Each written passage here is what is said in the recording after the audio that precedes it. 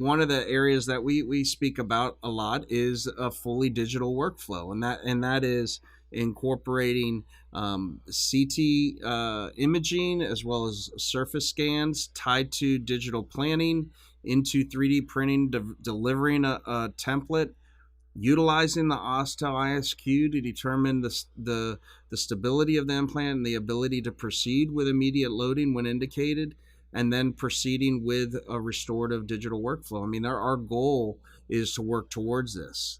The reality is now not all of our patients can be treated in a fully digital manner, but this is something that is becoming more and more common in practice.